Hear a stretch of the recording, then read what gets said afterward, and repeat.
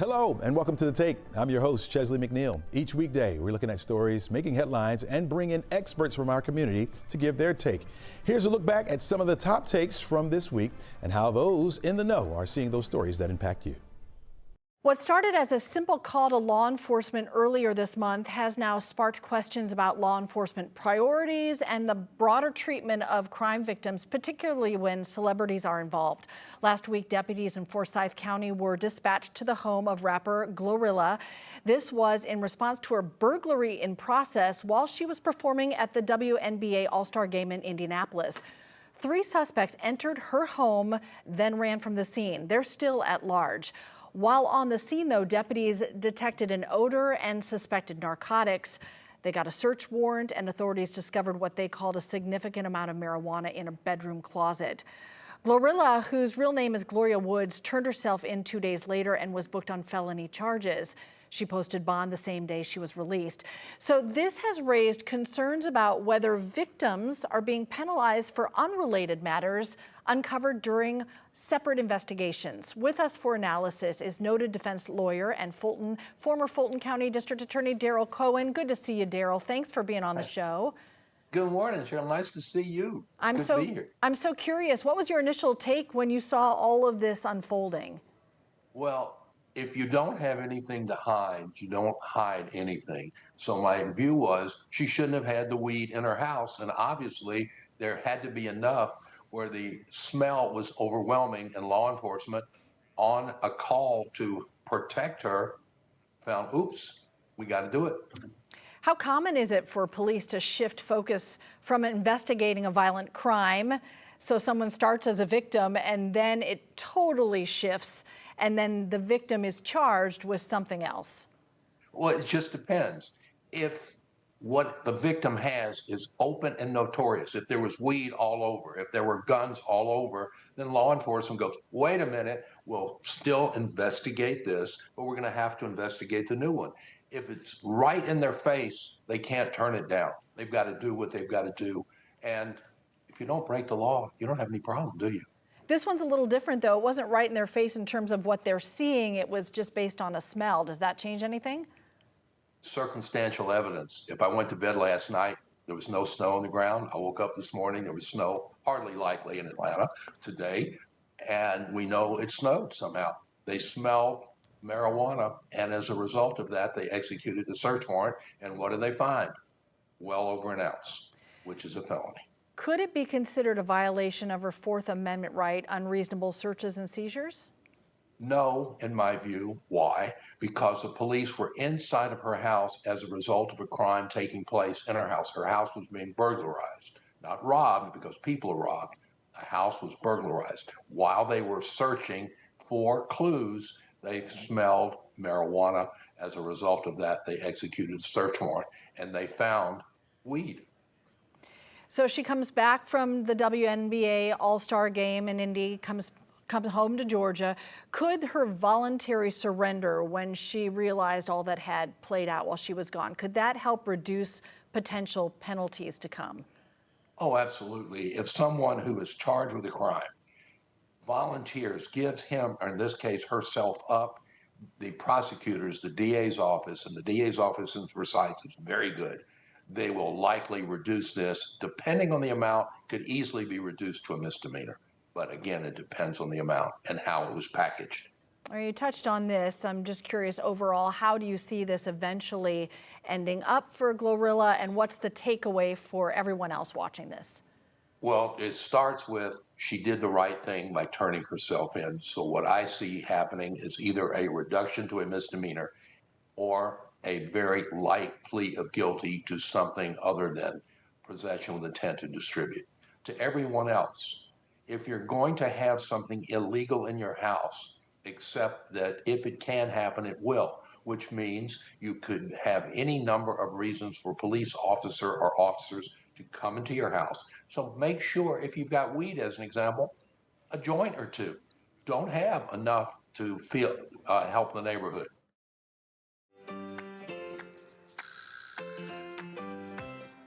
You've seen it everywhere. Things are more expensive right now. Back to school shopping hitting families harder this year. New reports show that inflation and potential new tariffs under President Trump's trade policy are driving up costs for school supplies. A bank rate survey found 20% of shoppers say the cost is straining their budgets, while a Credit Karma report says nearly 40% of parents cannot afford back to school shopping at all. Many are cutting back, switching to cheaper brands, even taking on debt just to cover essentials like backpacks and supplies. Here to help us manage our pocketbooks as we stock up for another year, Dawn Roden, Senior Vice President and Consumer Banking Regional Executive at Bank of America. Thanks for the time. Absolutely. Good morning, Cheryl. Are you noticing any changes in how families are budgeting or maybe using credit cards compared to just last year?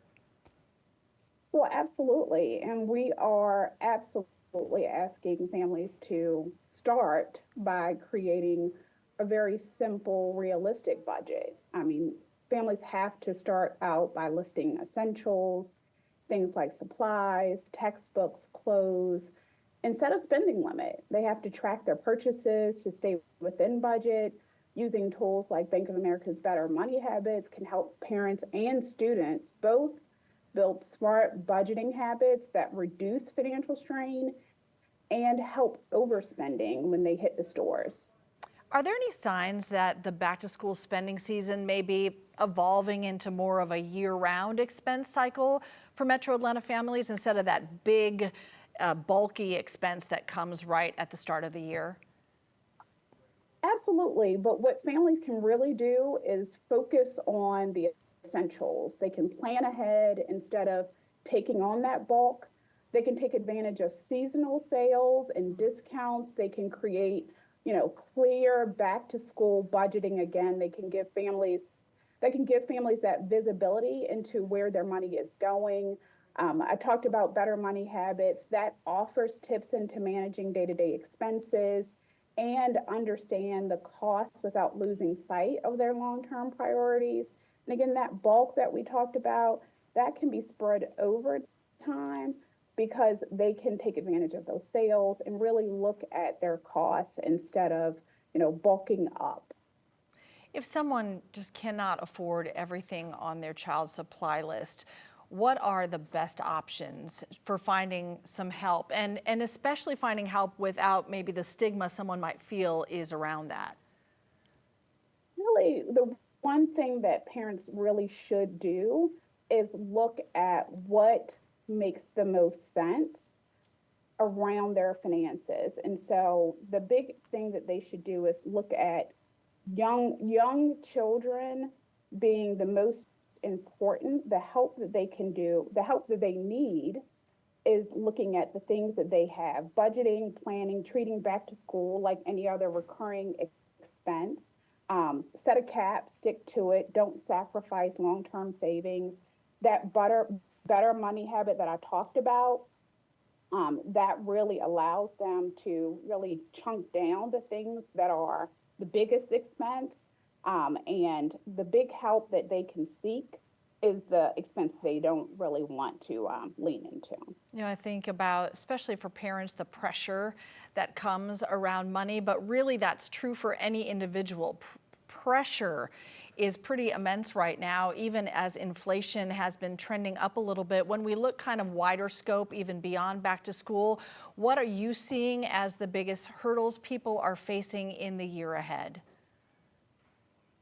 I think the biggest hurdle is them not being as planful. So ideally, planning really starts well before the school year begins. So they have to really think about expenses like they would any other annual bill. So the earlier they plan, the easier it is they have to manage. And so they have to start small, save consistently, set up dedicated savings buckets for short and long-term goals, from school supplies to tuition, automating savings, anything that they can track, they should. And then again, leaning into any tools that they can use allows them to be more planful really in their budgeting. Last week, another global celebrity with strong Georgia ties passed away. Hulk Hogan died Thursday at his home in Clearwater, Florida. His influence spanned wrestling, entertainment, and politics. He was also the center of a lot of controversy over the years. His loss has prompted an outpouring of tributes from fans, fellow wrestlers, and public figures alike. He had an iconic presence which was on full display from one end of the globe to the other. But the man whose real name was Terry Bollea leaves behind strong Georgia roots. Here to touch on his ties to the Peach State, we're happy to bring back AJC entertainment reporter Rodney Ho. Good to see you again, Rodney. Hey, how are we doing, Sharon? So many losses here. First, Malcolm Jamal Warner, Hulk Hogan, now two stars who developed solid bonds with the metro Atlanta community, the state of Georgia, but such different personalities as well. How does this put where we live into focus as a national, complex, global entertainment capital? He's connected to Ted Turner, and of course, Ted is what created kind of the Atlanta media connection with CNN and the Turner Broadcasting Network. He is the one who looked ahead and bought. He started. He always had wrestling on TBS back when that was a big cable network in the '80s, and then he started WCW, which was supposed to be a rival to Vince McMahon's WWF, which Hulk Hogan, he popularized and made wrestling what it was. I'm 56. I grew up in the 80s. I mean, he was ubiquitous presence. I mean, Hulk Hogan was, he made what wrestling is today in many ways. And then when Ted decided to take on Vince McMahon, he stole away Hulk Hogan in the mid 90s and turned, what we saw Hulk Hogan as a hero and turned him into a heel, he became a villain, but it worked. I think WCW in Atlanta became a huge presence. And actually, I think for a while, he even got better ratings than Vince McMahon's group. So for several years, they were hot, it was Pepsi Coke type of competition. And then I think after after Time Warner merged with AOL and Ted was kind of faded away, WCW kind of collapsed on itself. And now all we have really, the big kahuna now is he went back to WWE and Hulk Hogan became a hero again. He resurrected himself in the 2000s. He was always larger than life, certainly in the ring and his persona, but then also in the controversy that followed him, caught on mic,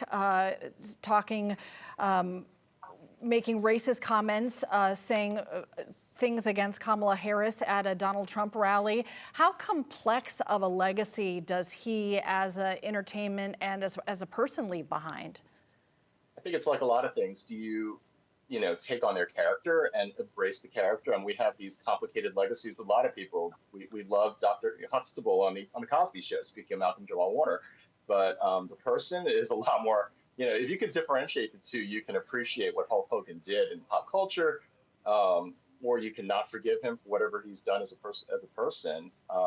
Everybody, are we, the question is, are we defined by the worst things we've ever done? And do you want to define Hulk Hogan by the things you dislike, or do you want to embrace the things that he did to contribute to what made our culture more vibrant and more interesting? He was born in Augusta, Georgia, really earned his Georgia roots in the mid-1990s. That really is such a direct line to Georgia, and Georgia certainly claims him as one of the most well-known from that era. Absolutely, and we have a lot of wrestlers in this town, but he will forever be known for decades to come. And I think even Netflix has a documentary on him, so we'll see even more. We'll learn even more about him after his death.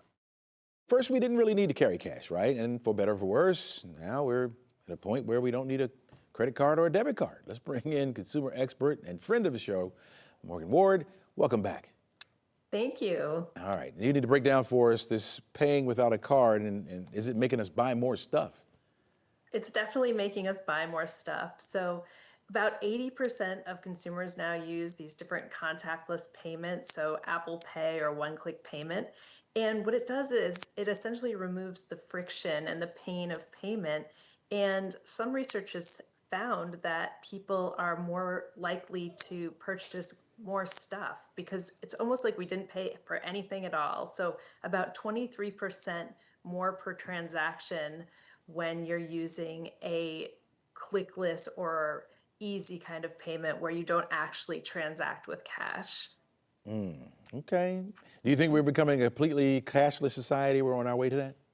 I think we're getting close to it, right? I think that getting rid of coins and, cash itself is probably in the future. And that as that starts to occur, we're probably going to be spending more because it's just so easy to spend when there's no money involved. Oh, of course, of course. Well, when it's my money. Talk to us about this consumer phenomenon called "Why Not Me" economy. Is this simply just keeping up with the Joneses, you think? Yeah, as we're watching more and more online content, especially through social media, what we tend to do is compare ourselves to our friends, our and influencers, people that we aspire to be, and we see what they're buying, and what ends up happening pretty intuitively is we want the same stuff, not because we need the same stuff, but because we want to feel included or we want to feel like the people that we aspire to be. So that is the why not me economy at work. So they have it. Why not me, right? Why not me? Right. I want that boat, that yacht. Why not me? Of course. Is there a healthier way for people to participate in these online trends without falling into overconsumption? Yeah, we have to remember that a lot of these things are either, now we have access to AI, people rent products and use them. We can create the image of having something, but not actually having it. So remembering that a lot of times the people we are watching don't even own the things that they look like they might own or use. So sort of separating your everyday reel from their highlight reel really helps. Yeah, yeah. Finally, can a heartfelt online review really impact how others will spend and shop?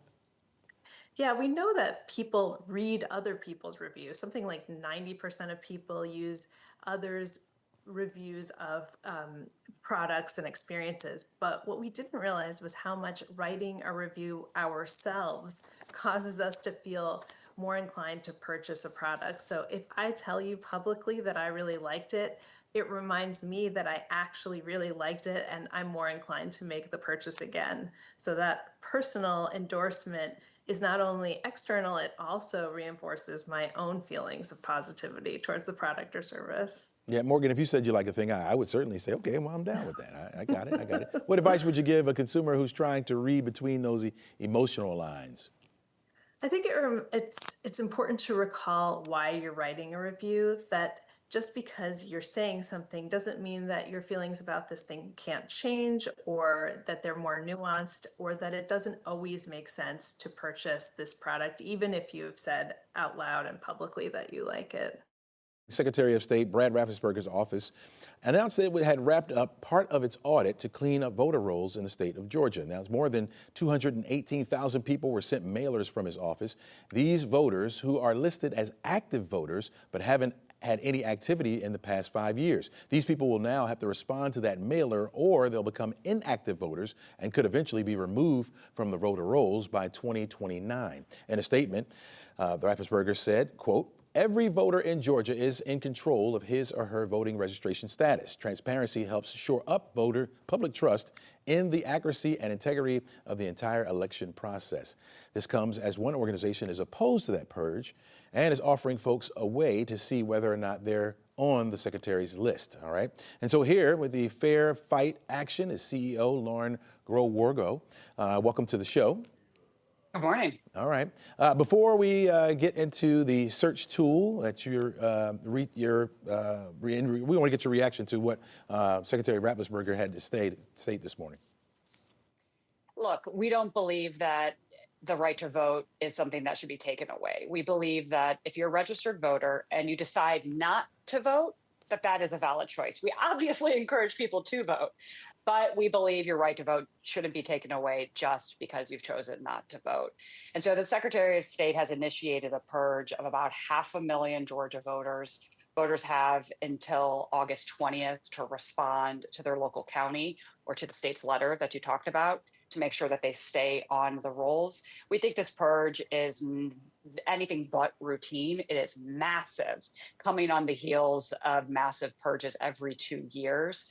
And so we're very concerned about this purge, which is why we're doing a lot of advocacy and outreach, why I'm spending time with you this morning to make sure voters know what to do so that they can stay on the rolls. And we've got big local elections coming up this fall here in Atlanta and all over the state. We don't want voters showing up thinking they're registered and then finding out that they are not. Because in Georgia, if you show up to vote during early vote and you've been purged, there's nothing you can do in that moment because you cannot register on the same day. You have to register again the following year. So it's really important that voters are just aware that if they get that mailing, they should respond to it.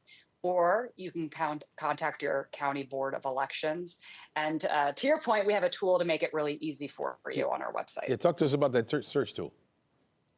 So if you are concerned that you or your loved ones could be on that list, you might have a family member who maybe hasn't been voting, but we generally suggest everybody in Georgia check their voter registration status a couple times a year because these purges have been so big in Georgia. So if you go to fairfight.com/stop-the-purges, you will be able to put your name in and just some very basic information, your zip code and your address.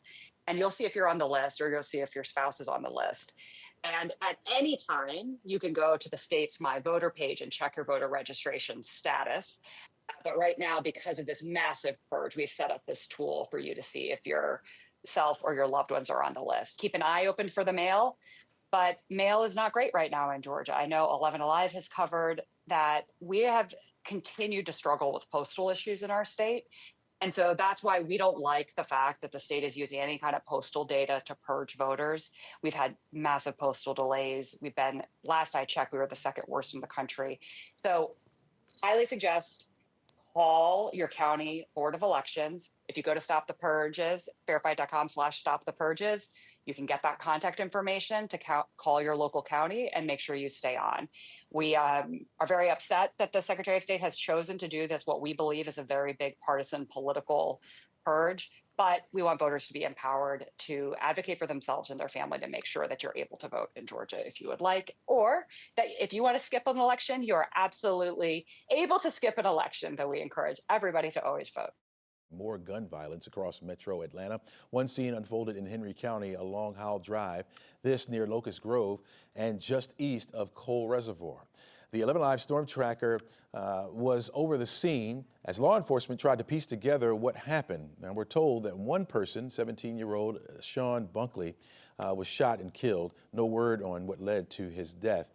3 people were in custody after a drive-by shooting in Clayton County. 2 people were injured in the gunfire. This was at the Bridgewater and Mount Zion apartment complex. We're working to find out the victim's condition and what exactly led to the shooting. Witnesses tell us that the shooting happened in front of a child. All this on top of the violence that we saw over the weekend in Fulton County. In just matters of a few days, we saw a mass shooting in the city. And Grady Hospital tells us that they treated 47 gunshot victims between Thursday and Monday. And while there's still questions surrounding why all these acts of gun violence took place, they come while experiencing sweltering heat. Boy, it was hot over the last couple of days. A 2023 study from Emory University examined incidents that happened between 2025 and 2021. It found the odds of a fatal police shooting rose by 3% if the daily maximum outdoor temperature rose by 9 degrees Fahrenheit. Wow. The strongest example of these were when victims were armed over the age of 45, and the incidents happened outdoors. All right, back with us this morning is Professor Thaddeus Johnson from Georgia State's Department of Criminal Justice and Criminology. He is joining us this morning. Good morning to you, Thad. Good morning. Good to see you. Yeah, welcome back to the show, man. All right, talk to me about this, man. You know, when we were in the field, we did when you were in the field, you did departments planning differently, hotter weekends, led to more violence, that kind of thing. What is it with the temperature and people with gun violence around here? No, thank you for also including police officers in the conversation, because citizens and police, they're dealing with the same thing out in this hot sun. And what we do know about the hot temperatures is that when temperatures spike, people are out and about more. They're bumping into each other, and perhaps tempers will run hotter. People don't know each other's boundaries, particularly when you have a lot of churn and change with new people in our city, both residents and living. Then think about the lack of supervision for juveniles compared to during the school year and things of that nature. And this heat really ramps up aggression. It impacts our body's fight or flight chemicals, so even small conflicts can explode into violence. And I will say, we see this in prisons as well. We also see this in public housing in your urban island where things can be a little bit warmer, a little bit denser, and have less AC. And so the bottom line is that it's not the only factor, but it can actually add irritability and some biological factors into the play that really leads to violence. And of course, you throw alcohol and guns into play, that kind of lifts the equation as well. I was alluding to the fact earlier that you were a police officer. Folks may not know that as they're watching. Was there ever an incident where you could recall where the extreme heat caused more of a challenge when you were out on the force? Yeah, absolutely. First of all, we have our uniforms on. We have a ballistic vest. We probably have about 10 to 15 pounds of gear on, right? And even when I was a bike patrol officer. And even in those extreme temperatures, we had to take more breaks. We had to be more strategic with our calls. We had to try to not be short-tempered and short with our citizens, but also thinking about our exposure and their exposure for health reasons. And so it can be a real challenge if you have to get into a foot chase. It can be really challenging, or not to mention if you have a vehicle that doesn't have the best AC, that can be a logistic challenge as well. So officers are really impacted, and we really have to watch our aggression, have to watch our temperament, particularly in those situations, and monitor how the heat has impacted us. Really didn't think about that, the stress on both sides. Obviously, the fighting that's going on outside or folks that's getting frustrated by the heat and they're messing around with guns. You guys have to think about that as well. Didn't really think about that.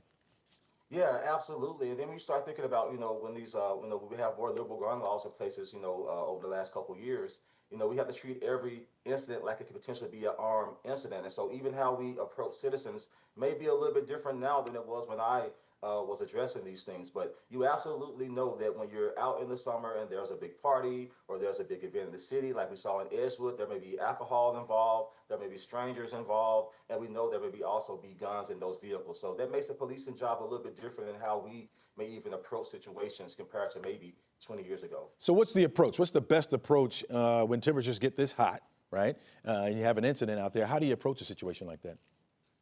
Well, first of all, if you're a citizen, you just want to recognize that if alcohol is around, if you're in a parking lot in an area, oftentimes if you're inside a building or establishment, we would expect to be safe with security and things there. And as you mentioned in your particular study, that it was when things are outside that it was most common. And so I think, having an extra focus on these events, or if you get wind of parties and things. Also, if there are places, make sure you have hydration stations for your officers and for people walking up and down the street. And the truth be told, there's no magic bullet. You have to keep doing the things that help drive crime down in the first place. Our group intervention models, like Cure Violence, you can have greening and cooling stations, particularly in your hottest blocks. So remember, most of the time, these incidents are clustered in the same neighborhoods over and over and over again. And so we can engage with greening and cooling, tree canopies, shading. If you have public housing, make sure that we have ACs there. If you have prison detention centers, make sure that they also have AC and reliable fans in there, because we've seen misconduct and violence go up in these facilities as well when the temperature goes up outside. And we cannot forget about them, both those inside and those working there. Atlanta, often referred to as the Hollywood of the South, but now the city's booming film industry is facing a new reality. Fewer big budget projects, fewer jobs. Jonathan Martin joins us now to explain how the industry is adapting as part of his Affording Atlanta series. Jonathan, what's behind the history of the industry slowdown? Well, Chesley, the short answer is that budgets are just tighter, according to the Georgia Film Office. A lot of the big budget productions have moved overseas. That's where they're filming right now. And we have seen that really for the last couple of years. It's just cheaper. A lot of us remember the post-pandemic production boom here in Atlanta. You had big movies like Black Panther, Wakanda Forever, Spider-Man, all of them filming here after the pandemic, and things came to a halt in 2023 with both the actors and writers strikes. And a lot of people thought the industry was going to bounce back, but everyone we've spoken to say it just hasn't. And they've really said it's been slow, especially the last year and a half here. So fewer productions obviously means fewer jobs, as you mentioned. Yeah. You talked to the film office. What are they saying about the slowdown? Well, the Georgia Film Office, they acknowledge there has been a significant slowdown. They say that the industry right now is adjusting to a new normal. I want to give you some numbers that I got from the Atlanta Film Office. This year so far, they've issued 475 film permits. That might sound like a lot, but 2 years ago, that number was well over 900. So we've seen about a 45% drop in the number of film permits issued here in Atlanta just in 2 years. So that really shows you the drop that we've seen when it comes to the production here. So many people move here for this industry. You get a lot of folks that want to be actors or aspiring to be behind the camera. What are they saying about this adjustment? Yeah, you're right. I've had a lot of personal friends who moved here from LA or New York to move here to Atlanta because it is really popping when it comes to the industry. A lot of them are saying that they're having to pivot pretty much, that some people who used to just focus on big film projects are now deciding that, hey, let's get into reality TV, let's get into commercials. We talked to a costume designer in my story, a production supervisor, also a man who's acted in some major productions over the last 15 years. Everyone says, of course, you got to have a side hustle these days, but also within the industry, you have to be malleable and be willing to do more than you were doing maybe 2 years ago.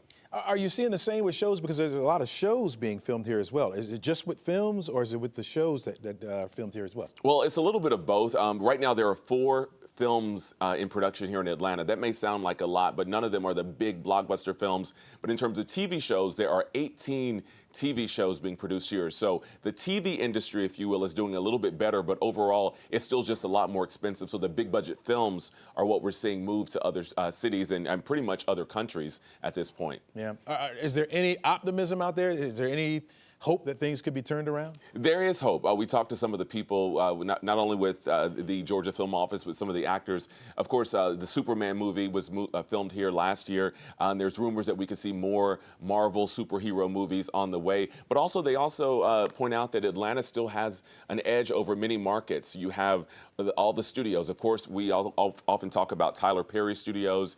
There's Trilla Studios, Atlanta Metro, several others here. So we have the studio space. Also, the tax incentives make Atlanta a much more attractive place than maybe some other markets, and the base of people here. So the feeling is that, hey, it's going to take a while, but if it bounces back, maybe not to pre-pandemic levels or pandemic levels right after, that we could see Atlanta still being one of the hotter spots compared to maybe LA or places in Louisiana. Yeah, and you said a lot of these jobs are going overseas, right? Not locally, not staying here in the United States, but a lot of these jobs are going overseas. Yeah, they're going overseas. The Georgia Film Office told us that when some of these new labor contracts were put in place, it drove the prices way up here in the state. So it's a lot more attractive to go do productions overseas. You save money. And unfortunately, that's meant that a lot of people here in our community are not a part of that. Well, they're known as the 7 summits. We're talking about the highest mountains on each of the 7 continents, from Everest to the Himalayas to Kilimanjaro in Tanzania to McKinley in Alaska. Successfully climbing all 7 is considered one of the ultimate goals of mountaineering, right? Those that do that. Fewer than 500 people are verified to have completed all 7 summits worldwide. And now, former Beaufort High School football standout is one summit away from joining that elite company. He joins us now on the show. Zach Smith, all the way from South Africa. Good morning to you, my friend. Well, afternoon to you. Good morning. Nice to be with you today. Yes, indeed. Now, what made you want to climb mountains in the first place? Well, I think if you were to look for a genesis of my mountaineering journey, it goes back to being a voracious reader as a kid. I loved reading adventure books. I loved whether it was Shackleton and Franklin exploring the seas, or Hillary and some of these mountaineers climbing these first mountains. So it really goes back to a love of reading, and that fostered a sense of adventure and a love of adventure, and it's been a lifelong passion of mine. Wow. Tell us what it's like. What's the thrill like of climbing a mountain that's 15 to 20,000 feet into the sky?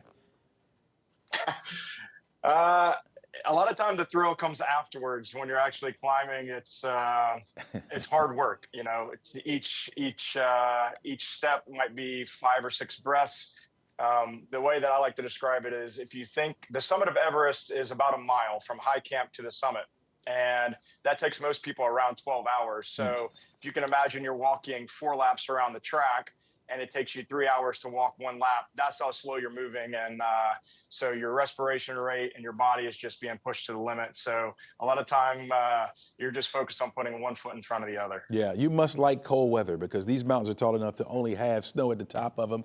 I mean, this is like amazing to us. You only have one more to go. Which one is that? That's Mount Vincent in Antarctica. So I'll head there in November to check that one off and finish my Seven Summits conquest. We believe in you. We think you're going to do it. How are you preparing for those conditions? What is it going to be like? What are your expectations of it? The mountaineering, opposed to football, my background was playing football, and mountaineering is much more an endurance-based sport, whereas football is a power-based sport. So I find that, just you need a really high level of aerobic fitness. You also need the mountaineering skills. So you travel across a glacier, you need to be roped up, you're in a harness. Sometimes you're ascending what's called a fixed line. So you've got special tools to help you climb the rope or, stay safe on these crevassed glaciers. And so it's really a combination of some skills training, but really the most important piece is just being physically and mentally ready. And that's a combination of strength training, a lot of carrying a heavy pack, sometimes pulling tires to mimic pulling a sled, and kind of put all those skills together. And that's what you need to be prepared.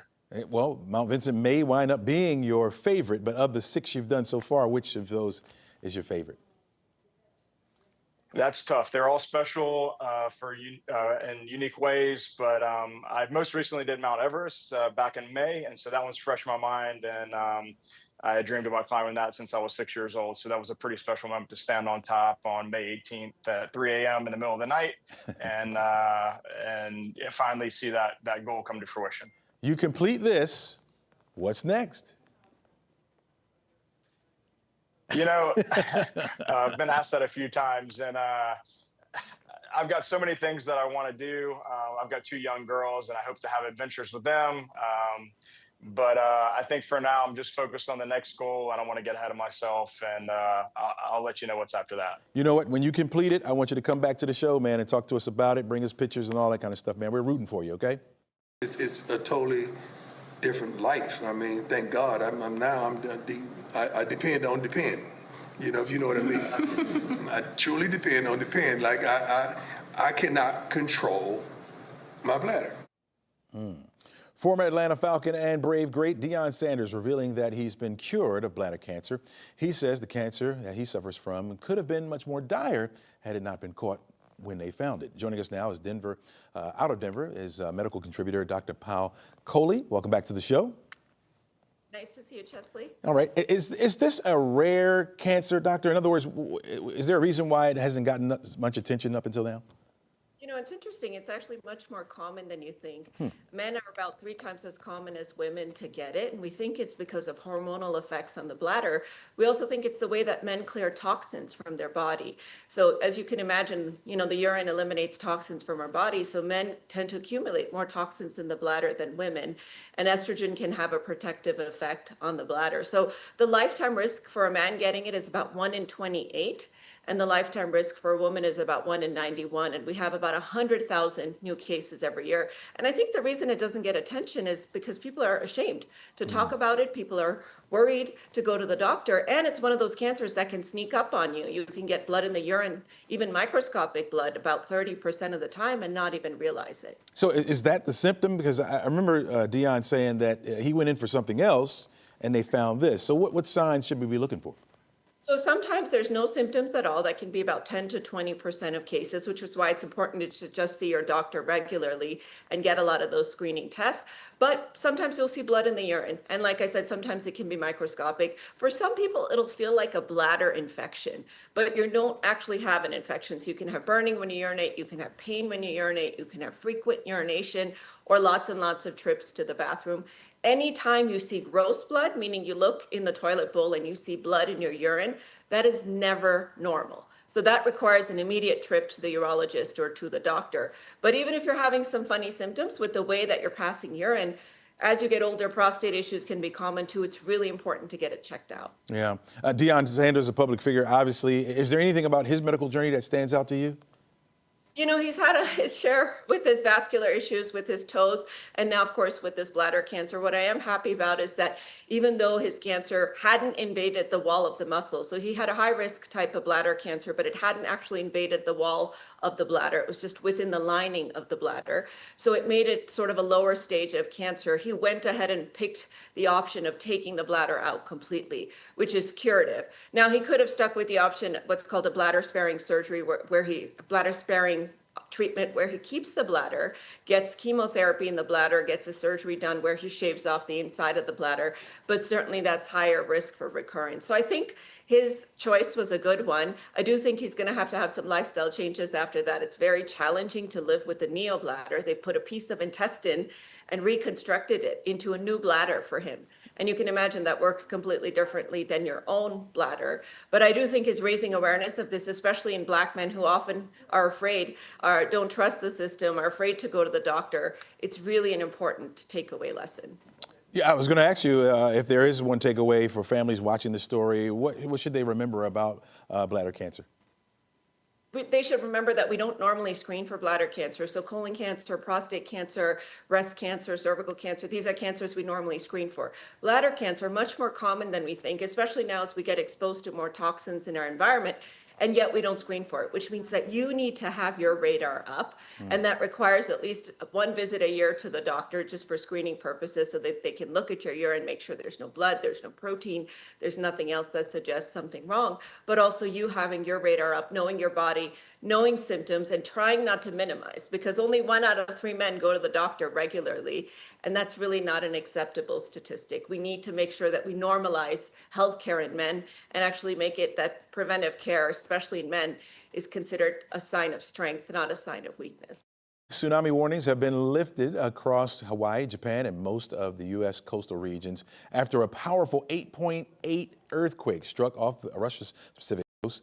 Waves reached up to 16 feet hitting Russia, while smaller surges of 3 to 5 feet hit parts of Hawaii and California. Millions have returned home across evacuating areas, while authorities continue to monitor the risk from aftershocks. The epicenter of this quake was more than 5,000 miles away from Metro Atlanta, yet the folks at Georgia Tech have been keenly monitoring how this tremor behaved. Here to help us analyze it is Dr. Andrew Newman. Welcome to the show, Dr. Newman, out of Georgia Tech. Thank you for having me. All right, walk us through what happened here in the Pacific that caused this quake and this tsunami to hit. Sure. So this is good old plate tectonics. The Pacific plate slowly moves along at about 2.5 inches a year. And at least in that portion of Russia and Kamchatka is colliding into and then what we call subducting beneath Kamchatka. And when it does that, anywhere that this happens, it's the plates can lock up and start to build up pressure over time. Eventually, that pressure is released, usually in these large, very rapid events like an earthquake. Some of them can be small, but every once in a while they get as big as what we saw there, that magnitude 8.8. And because that earthquake occurred along one of these really large faults, something that we actually call a megathrust, and it occurred underwater, it was able to move a lot of water with it. So it lifted up the ocean and then it dropped it back down. And then as it lifted up and dropped down that ocean, it started to send those waves out across the entirety of the Pacific. So it's kind of like stomping in a puddle of water. Rare occurrence for this region, or is that something that we typically see often? It's not a rare occurrence along the Pacific Ring of Fire, but any individual fault like that will only have, that segment of Kamchatka will only have an event like that probably once every few hundred years.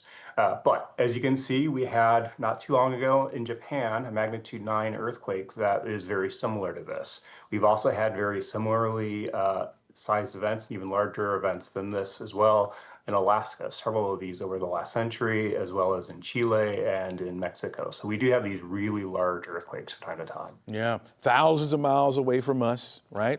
But should we still be paying attention to stuff like this?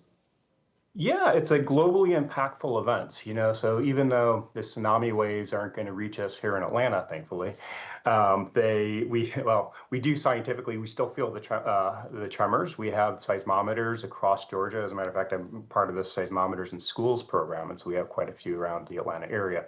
So we're recording those and are able to capture that for sort of a teachable moment.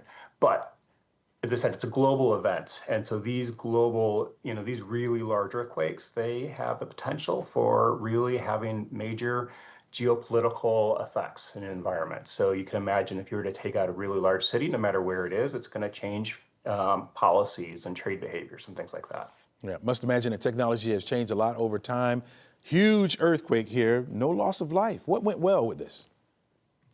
So part of what went well is somewhat the location. So it is near a relatively large city, Petropavlovsk-Kamchatsky, but it is, the earthquake mostly occurred offshore. There was some strong shaking, and there was some damage to structures, some collapsed structures. The tsunami itself was big, but not as big as what it potentially could have been.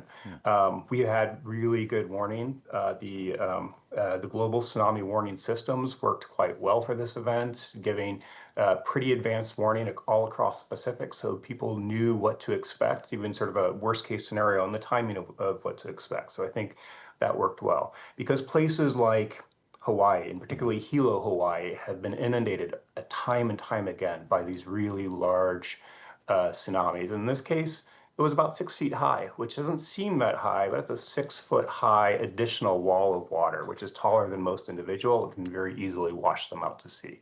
But the warnings came in, people evacuated the coastlines, and no lives were lost there.